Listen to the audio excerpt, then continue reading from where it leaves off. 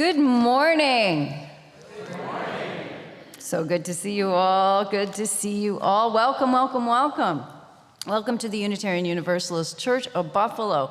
I welcome all you newcomers who are here, some of you folks who have been visiting for a while. It's great to have you back. Wonderful to see you.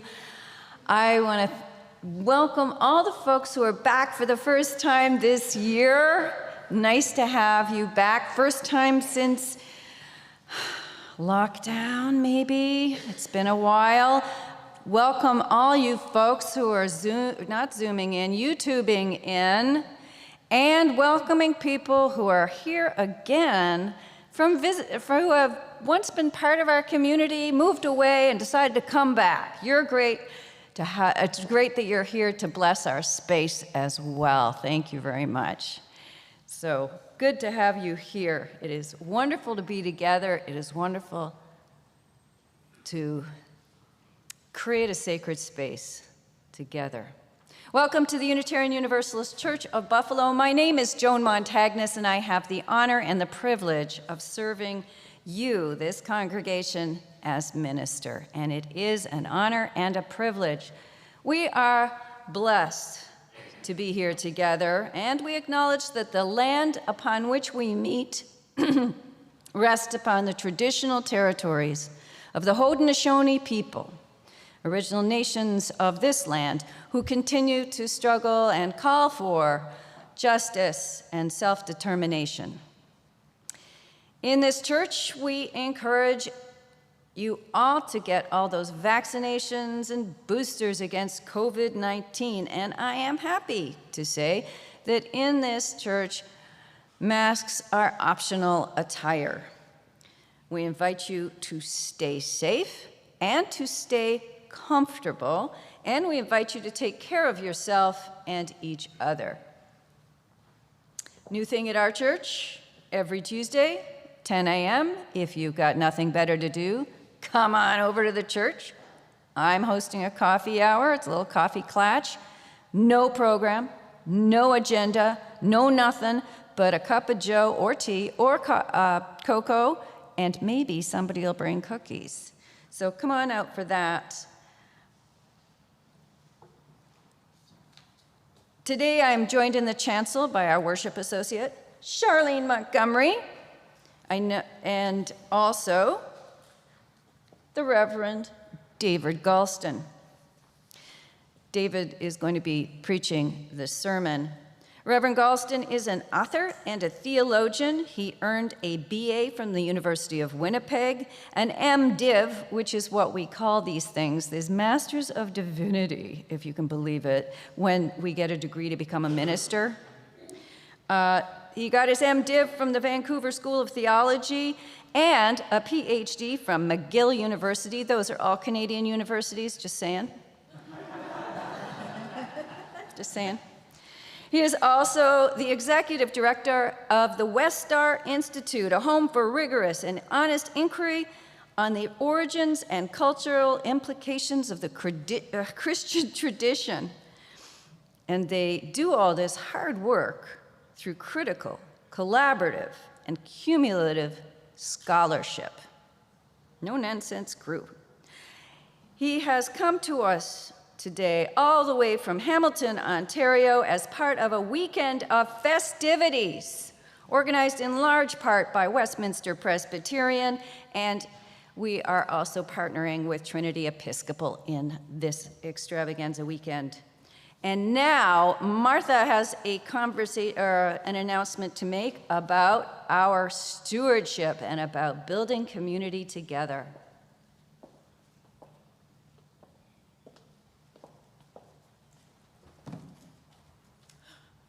Good morning. Good morning. It's so nice to see everybody here, some new faces, some old faces too, but you guys still look okay. Not bad, not bad. So as you hear, I am helping to lead our stewardship for this coming year. We all know that stewardship, part of that is funding to run the programs of the church, and that is a very important part of stewardship. But what is more important and what stewardship can help us do is rebuild community and rebuild relationships, get to know one another at a deeper level. We have just come out of 2.5 years of social isolation, and we need to recreate what it means to be with one another. We have an added challenge because many of our people are joining us on Zoom, and we will find a way to also bring them into our community here. You're going to be getting information from me, maybe a lot. You might be getting emails from me asking for your help. Please say yes. This is a large task, what we are trying to do this year. We want to have one-on-one meetings with everyone, talking about our dreams and our inspirations, getting reacquainted. How have you been over the last 2 years? What are you looking forward to? So in order to do that, I've sent out emails to many, many people asking for help. Will you be our stewards? Will you help make visits with people? And some of you, when you get those emails, say, yes, I will help you, Martha. And the rest of you, when you get the phone calls from those of us who have agreed to be our stewards, say yes. Help us find a time when we can meet and have that conversation. You know, we're pretty cool people. We are really neat folks. And I think we forget how interesting each one of us is. Our stewardship campaign, yes, it will raise money, that's so important, but more importantly, we will find new friends and make new commitments. The title of our campaign is Recreating Community, and I thank you all for being a part of that. Thanks, Martha. I think Martha just outlined a wonderful way in which we build community together by having conversations one-on-one. And also, there's all these activities we do, which are outlined in that nice insert. Don't look at it now. But that nice insert in your order of service, suitable for framing for 1 week only at your very own home or reading in a small room in your house. So it is all up to you to get involved. There's lots of things there for you. And one of the ways that we do develop relationship, unveil those bonds which bind each to all, is to take a moment in our service and greet your neighbor. Say hello to someone you maybe don't even know. All right. Well, if you like.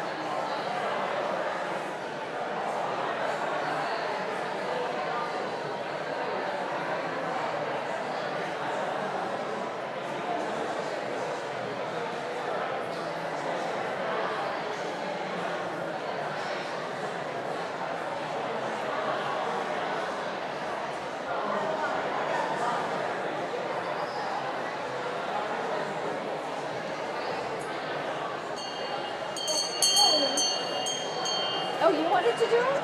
Here, I just barely got started. Okay, do it. They haven't shown up. Do it. All right.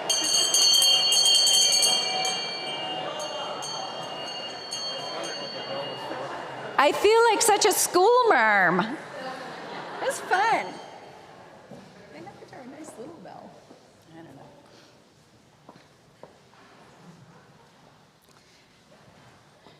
Good morning. Our call to worship today is called Open Up the Doors by Linda Susan Ulrich. Open up the doors. Push on looming wooden arches embroidered with ironwork. Brace shoulders against the weight of history unmoved. Slough off the musty smell of unused joy and stored up sorrow. Knock rust off the hinges if you have to, and let your breath precede you inside. Open the doors more. Make room for a shaft of sunlight to cross the threshold. Give the dust mites something to dance about.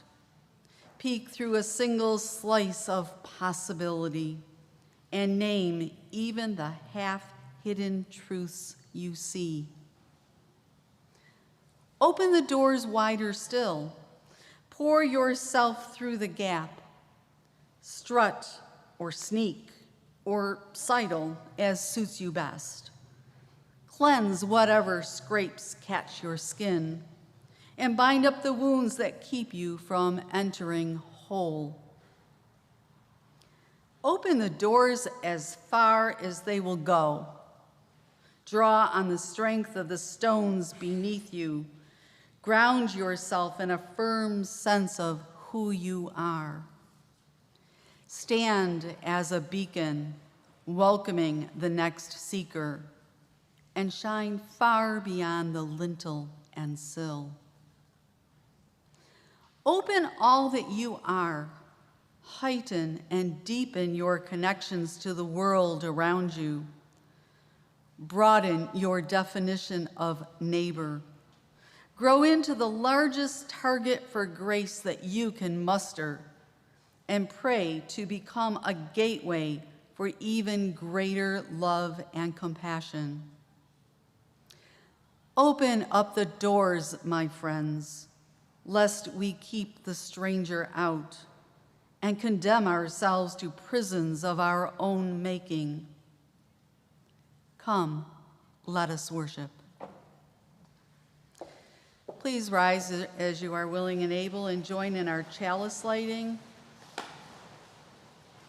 We gather in loving community, inspiring one another to transform ourselves to create a more just and compassionate world.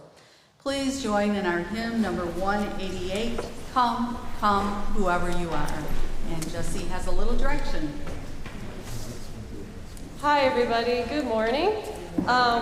So I've had some requests to help us get a little more comfortable with our congregational singing, and this is going to be something that I'll try to do over the course of the year, so I'm not expecting us to go to 100 today, but to help us today, what I want to do with these hymns that we're singing is the group up here is going to demonstrate them for you first, and then we'll sing it as a group. So for this Come, Come, Whoever You Are, this group is first going to sing it all together in what we call unison, meaning they're all singing the same thing at the same time. However, this is a round, it means that we sing the same thing, but we come in at different times, and I want us to also demonstrate that and then to try it as a group. So first of all, we're going to hear the unison version with Nick helping us out on the piano. So everybody just listen and take this in and see if you can just get it in your head a little bit, okay? 1, 2, 3, 1, 2, 3. Come, come, whoever you are, wander, worship, lover of living, as is no caravan of despair. Come, yet again come. So that's the unison version, and we'll do that once all together as a full group. And then we're going to demonstrate the round. So how this works, if you look in your music and they have these little bubbles with the numbers 1, 2, 3, and 4 written above the music, those are the points of entry for the round. So everyone always starts, no matter what your number is, at the beginning of the music. but those numbers show relative to the first person who entered where the subsequent parts enter. So the 1 is going to be Taryn and Rachel over here. They're going to start. And then when they get to that bubble 2, Beth is going to start back at bubble 1, back at the beginning of the song. And when this original group gets down to bubble 3, that's when Liam is going to come in. And then when that original group gets down to bubble 4, that's when Michael's going to come in. So if you are kind of on this far end, you're with Rachel and Taryn. If you're in this middle aisle area here, that you're with Beth. If you're on the other side of the aisle, you're with Liam. And if you're on the far side, you're going to be with Michael. So first they're going to demonstrate that, and then once we get it going, we will do that as a full group. And then we're just going to keep going until we kind of feel a joyful noise in the room. And I'll give you a symbol like this. That means we stop singing, okay? And I'll cut it off group by group. So this group, then this group, and then this group over here. So first of all, let's have the small group demonstrate this round, okay?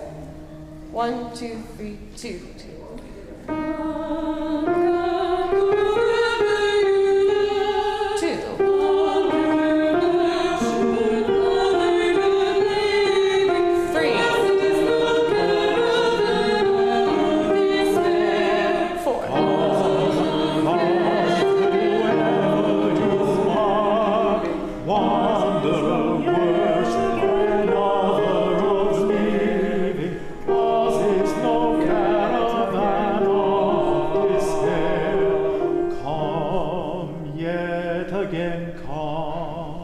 That's what we're aiming for at the end, right? It'll be everybody sort of dropping out part by part. Okay, so let's try this all together, and then on our repeat, we'll start 1, 2, 3, 4. All right, all together. 1, 2. Come, come.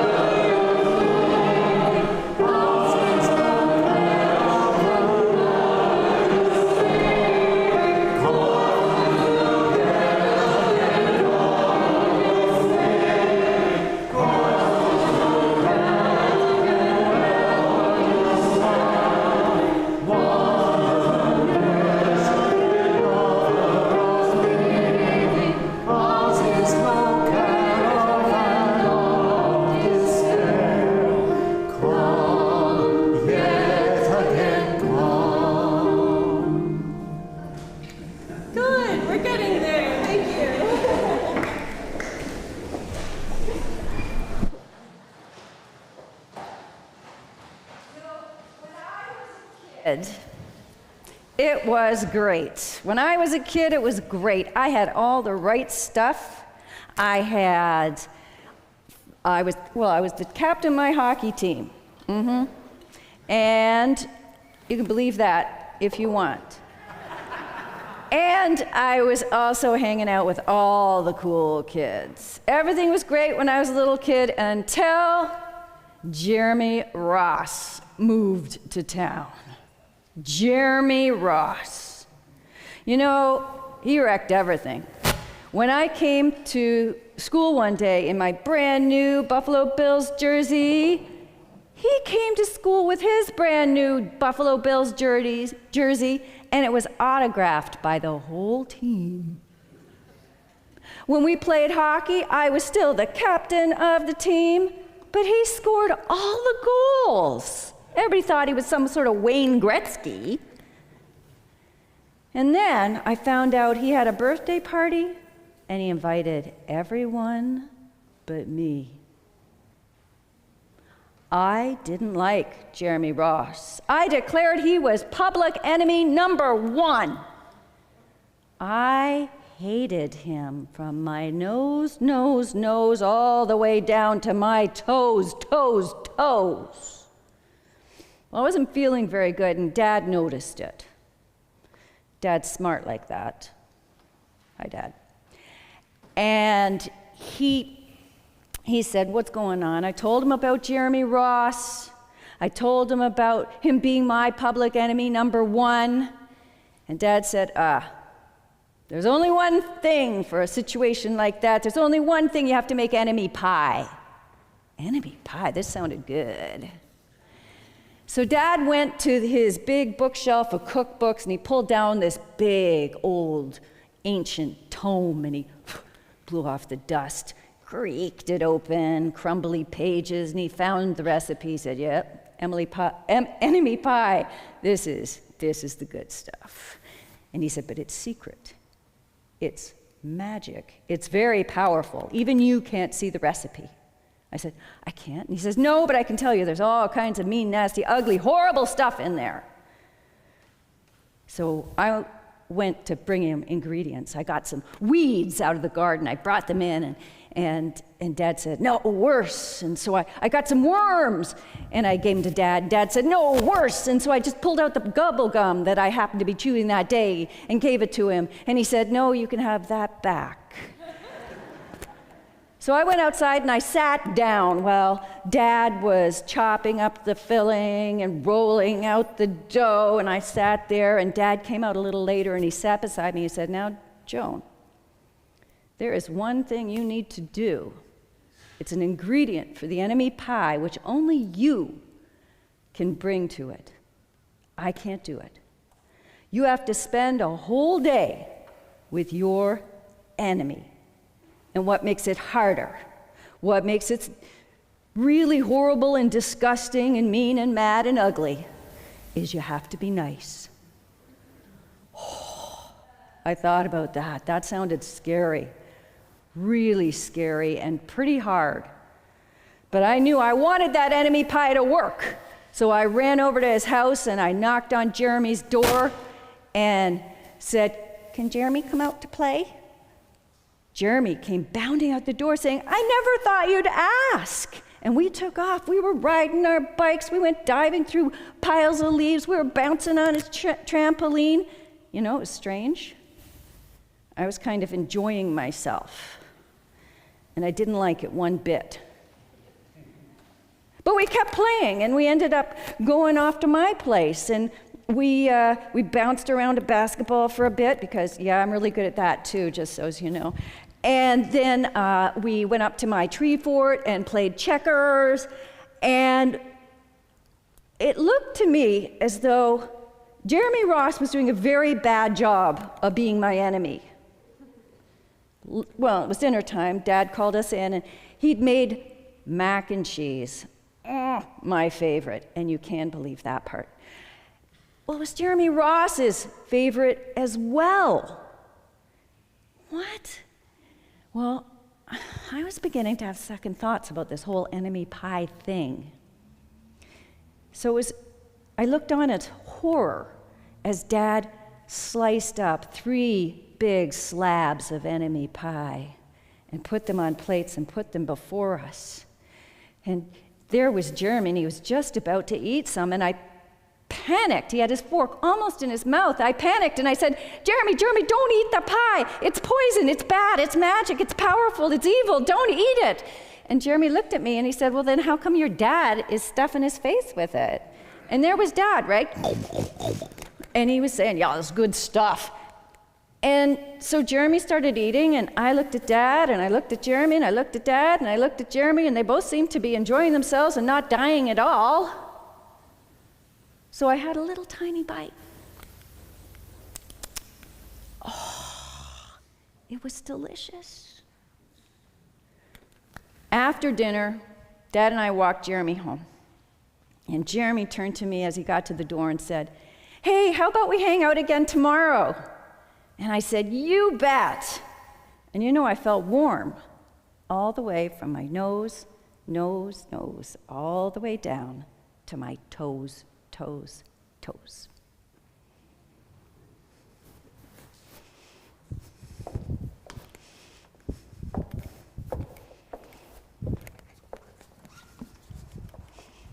Every week, we take a good portion of our Sunday morning offering and give it away to a social justice cause outside our church walls. This month, we are supporting the good work of Justice for Migrant Families.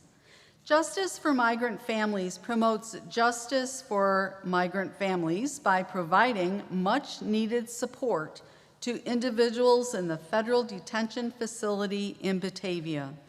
Information and resources to families in the community, and advocacy both within and beyond the local community. To support our Share the Plate ministry, you can use PayPal by going to our website, www.buffalouu.org, and clicking on the blue Donate button. Or you can send a check by mail to the Unitarian Universalist Church of Buffalo, 695 Elmwood Ave, Buffalo, New York, 14222. You can also arrange a regular automatic deposit with your bank. If yours is a gift to our Share the Plate ministry, please write SHARE on the memo line, and it will be shared between Justice for Migrant Families and the church operating budget. If yours is a welcome gift to our congregation, please write Pledge 2022 on the memo line. Either way, please write UUCB on the important line, and you know we'll do the bookkeeping. Thank you for building generosity and belonging in our community.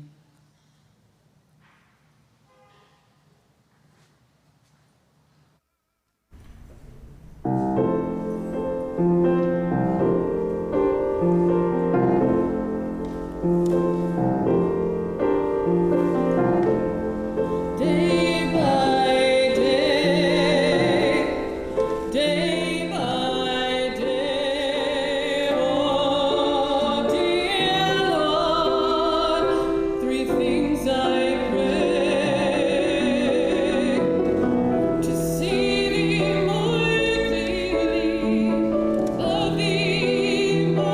the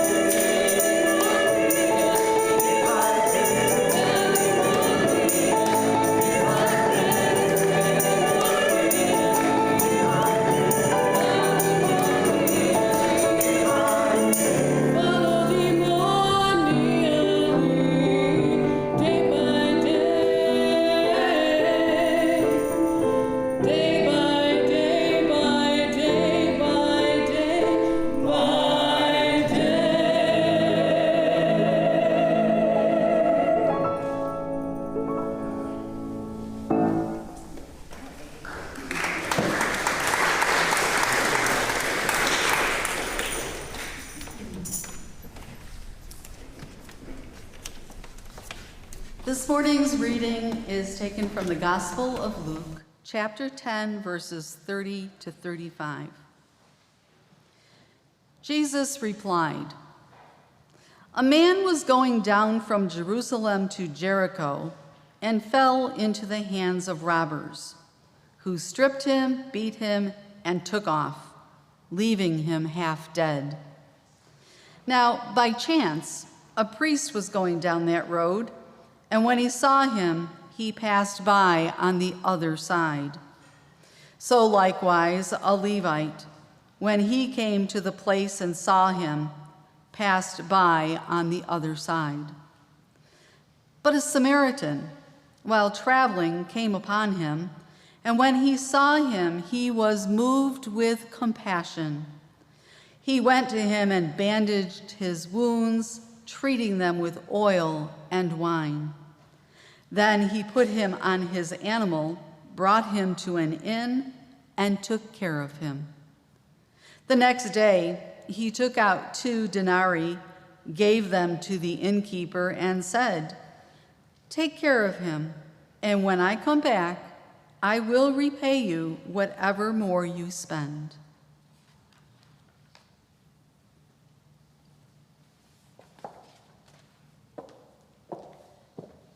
Let's join our hearts and minds in a quiet moment of prayer, meditation, and reflection.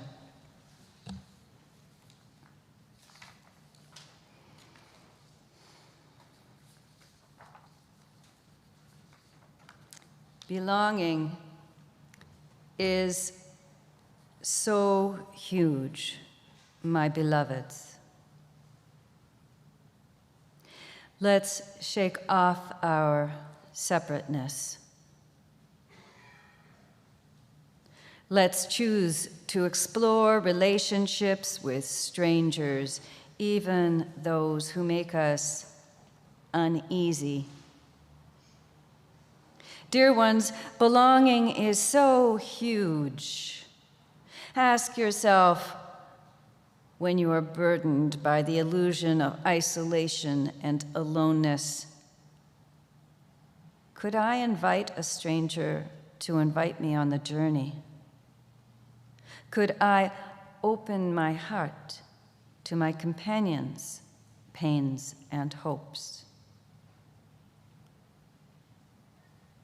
As we travel, may we hold close the vision of the beloved community we seek, where all souls are truly valued and all souls find belonging filled with transformative power of love. Today, we especially hold in our hearts the family and friends of Ed and Robin Harris of our church family. Ed is incarcerated in the Erie County Holding Center. Our thoughts and prayers are with him and all his loved ones. And now let us open our sanctuary of memory, carrying accountability and hope to the names of all our loved ones suffering in sorrow and celebrating in joy, each name a breath and each breath a prayer.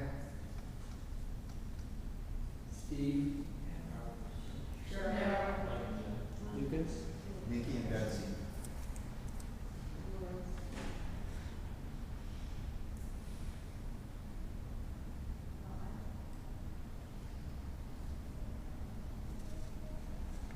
The breath of nature is upon us. The spirit of life is within us. The community of love is among us. So be it. Blessed be. And let the church say, Amen.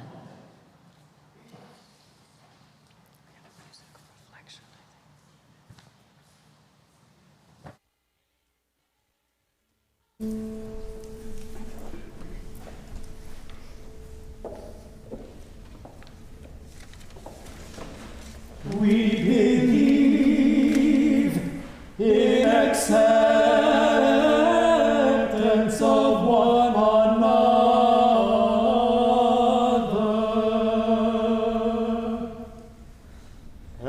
Acceptance of one another. Acceptance of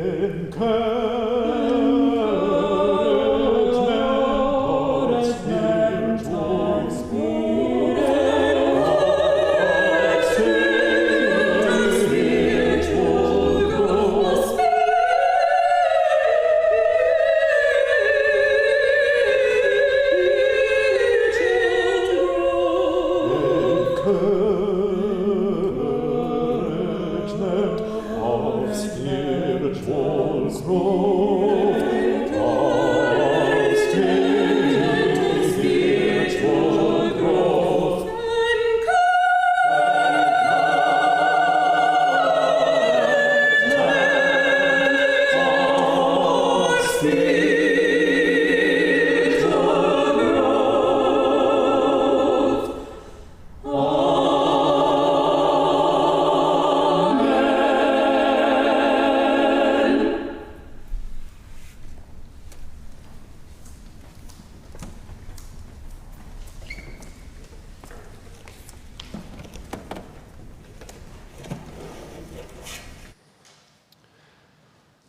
Thank you for this invitation and opportunity to be with you this morning. I want to thank Jerry Kelly and David Weeks for meeting with me months ago to invite me to Buffalo, and then I canceled on them, and to my surprise, they invited me a second time. So I really appreciate their support and their determination to allow this to happen. I also want to thank Joan and your congregation here for participating in this event. I'm talking a little bit about interfaith dialogue, but I thought I would root it in an important text for American history. Yes, John Locke, somebody who's not celebrated in the United States, but if not for John Locke, I bet you would not have a constitution. He's an English guy, your enemy. Love your enemies. I'm kind of a specialist on 19th century thought and on Enlightenment thought, and that's why I thought I would focus on John Locke. But the strange thing is that John Locke has a lot to say, even though he never said a word about it, about the parable that we heard this morning, the Samaritan parable. John Locke is very important for religious tolerance. We don't use tolerance today so much because tolerance sounds a bit condescending, like I'll put up with you, I'll tolerate you. So what he really meant was religious understanding, religious compassion, and also an acceptance that there are different religions without feeling that you have to be at war with another person of another tradition. John Locke is mostly known, though, that's this essay on tolerance that he wrote, but he's actually, in philosophy, most well known for an essay concerning human understanding. And this essay is not something that is on the bestsellers list. I don't know if you have it in your library or not, but it's very important because he starts with this text, what we call empiricism, and it all sounds boring until you think about it a little bit, and then actually it's very exciting. And it helps us understand the parable. The essay concerning human understanding is the one where Locke says that all human knowledge begins with our senses. All human knowledge begins with tactility, if I could put it that way, with what we sense, feel, and touch, and that when we're born, our minds are a tabula rasa, a blank slate. Of course, after Locke, there was controversy and conversation, debate about that point, but here's what he says. We don't know what these are. We've forgotten them. You can't remember your original impression of the world. That's impossible. But this is what you will remember. You'll get taught what those sensations mean. And that's the second step of knowledge. He called that the association of ideas. We get taught the association of ideas. So we get impressions from the world, but we get taught culturally how to put those impressions together and what they mean, how we associate ideas. That's what we remember for our whole life, our habit of how to put together ideas. And now you people here, I'm not blaming you, of course, I'm just talking, have a way of doing that, the Unitarian way. And I've been privileged to speak to many different Unitarian congregations, both here in the United States and in Canada. And there's a Unitarian style, a way you put together ideas, and I think it's a beautiful one, and I'm not going to criticize it at all, but I'm just going to use it as an example. There are other communities who don't like you,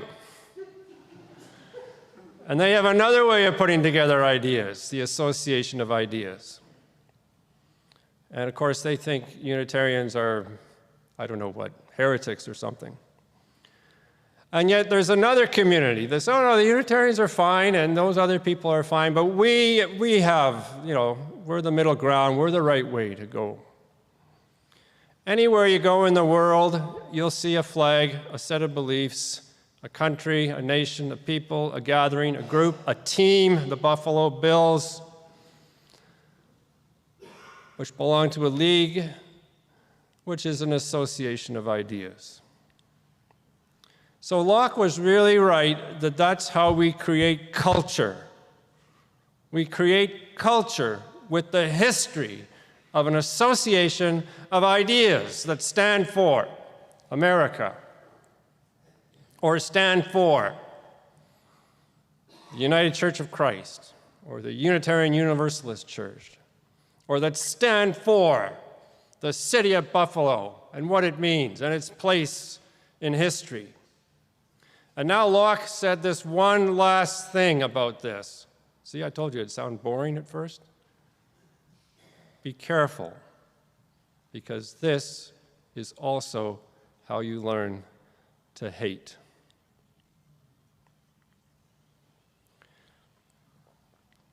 When we read the parable of the Good Samaritan, it sounds like we're reading a nice story about a really nice guy who comes along the road and saves the day, and it's about morality. But that's not what the parable's about. The parable's about that last that Locke relays. Be careful with the association of ideas, because that's how you learn to hate. The Samaritans and the Jews hated each other. They had lots of interesting reasons for hating each other. Now, of course, it's not universal hate, naturally. You couldn't tell this parable if it wasn't universal, but these are the cultural markers of this relationship. Very suspicious of each other, regarding each other as unclean, avoiding each other. In fact, when Jesus was alive in the first century, and if he went down from Galilee to Jerusalem for Passover, would he travel through Samaria? No, he would not travel through Samaria. He would go around Samaria to go from one to the other. Why? Because Samaria is unclean. You don't set your foot on that land.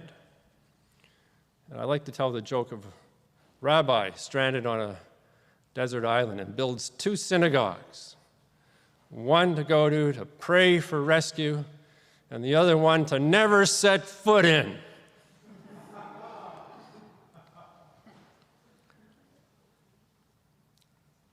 The Samaritans and the Jews used to be together. They were the Israelites, and they were Judah, and they had the same story, and they were the same people. They both have Moses. They both have temples and mountains. They both have a Torah. But along came the Assyrians in 722 before the Common Era, and they destroyed the north, Israel, and they took people captive. And there was only a remnant left behind. Those are the Samaritans. And Judaism continued in the south, and it built a new tradition and a new story. And it became eventually Judaism, the Jewish people. And in the south, the temple was in Jerusalem because that's where God said it's supposed to be.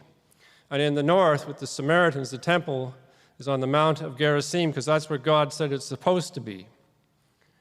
And in the south, they had a Torah. And in the north, they had a Torah. And they're slightly different Torahs. And the one in the north is the correct one in the Word of God, don't you know? The one in the south is the correct one in the Word of God.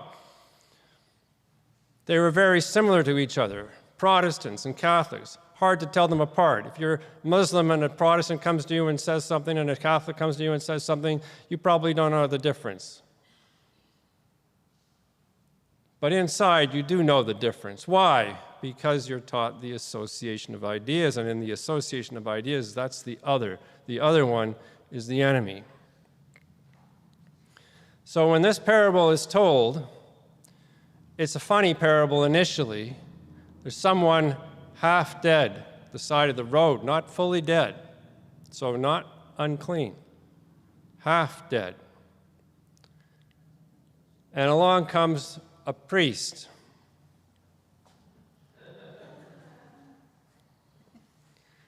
You laughed, you see? That's the parable right there. Along comes a priest. You know the priest is a hypocrite. You're the common person. Of course they pass the other side. Are they supposed to? No, they're not supposed to. The person is half dead. The Torah says you help. And along comes a Levite, a person who works in the church. They're supposed to know to help. But you're the common person, and you know, no, they're not going to help because they've been taught by the priest. The priest has taught them very well. Ignore it. No, the hero is going to be the real average person. You or me, a regular Unitarian. We're going to come and do the right thing. But who comes along? Your bloody enemy. The wrong person comes along.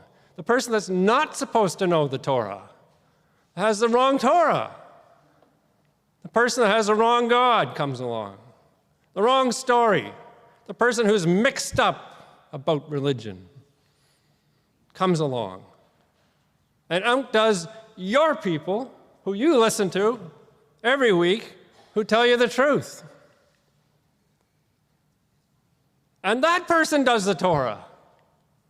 The Samaritan becomes the example of doing Torah. The righteousness of the Torah, the compassion of the Torah, the beauty of the Torah is fulfilled by the rotten, I could even start swearing, because that's how you would almost do it, by that idiotic, undeserving Samaritan. In fact, in the history of the Jews and the Samaritans, even when Judaism had independence, the southern nation had independence just before the Romans came in, about 112 before the Common Era. John Hyrcanus was the high priest, and he put together an army. They attacked Samaria, and they destroyed the temple in Samaria. So that was the relationship. And there's the hero, the Samaritan.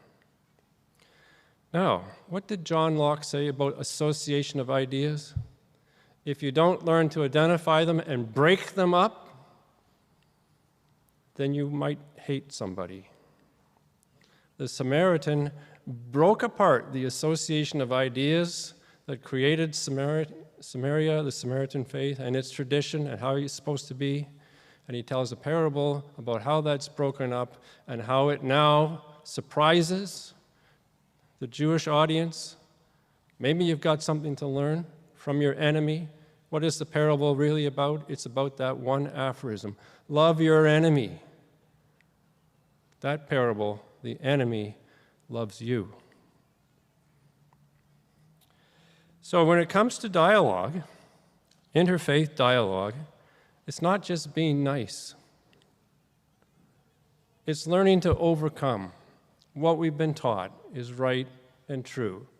Learning to overcome how it's been put together for us. Question ourselves, and if necessary, break apart our prejudices and learn from our enemy. Tough job, and it makes something very familiar to us, the Good Samaritan, something that's beyond good. It's the challenge for the future of religion, human spirituality, and we need to hear it today. Thank you.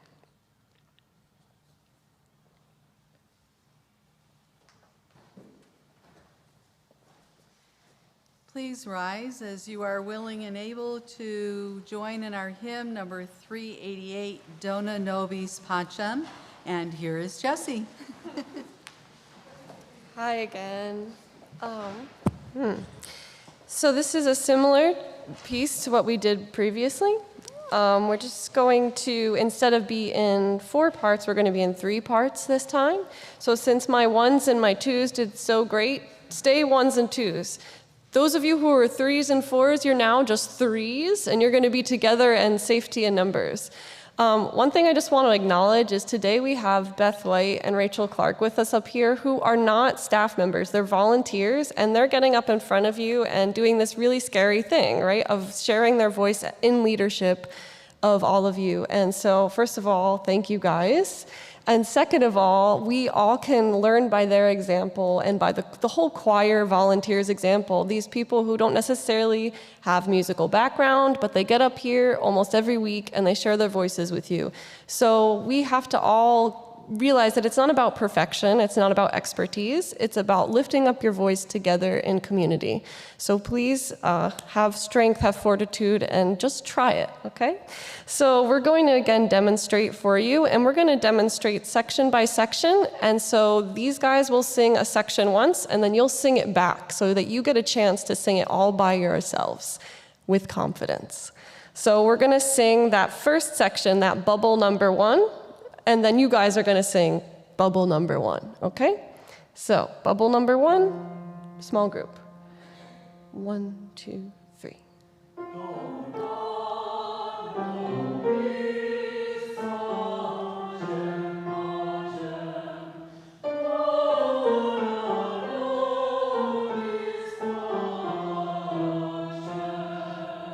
Now the congregation is going to sing that same thing without these guys. Let's try it. 1, 2, 3.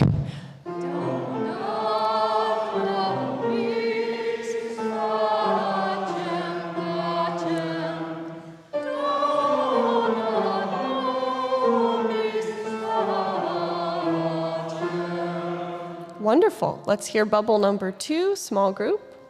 1, 2, breathe.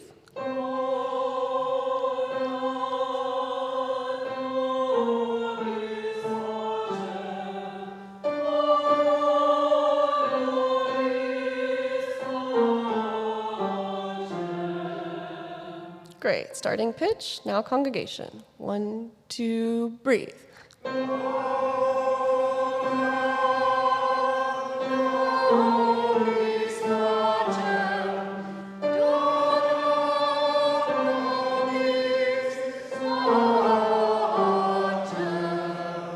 Great. Small group. Last section, bubble number 3.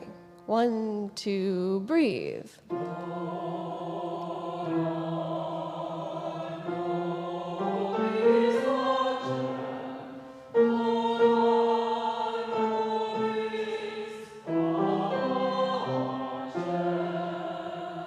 Great. Congregation, same thing. 1, 2, breathe.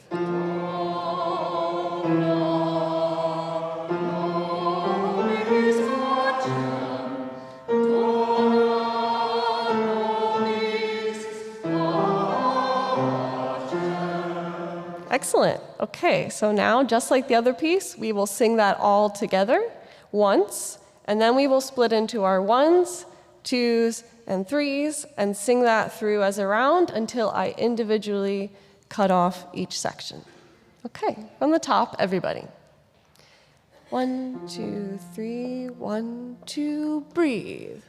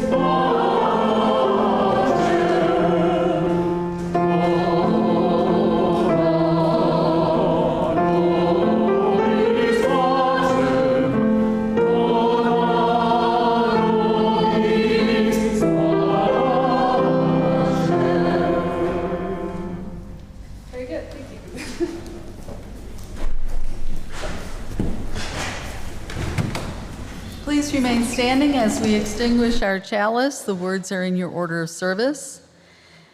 As we extinguish the flame of this chalice, may we carry its light with us into the world in the power of peace, faith, justice, and love.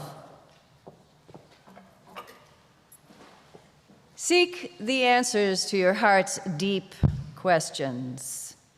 Open yourself to unexpected and possibly uncomfortable answers from friends, from neighbors, from strangers, and from your own inner teacher. And no matter how hard the road of transformation becomes, remember, you are blessed. You are a blessing. And above all else, remember, you are not alone. You are never alone. So be it, blessed be. And let the church say, Amen.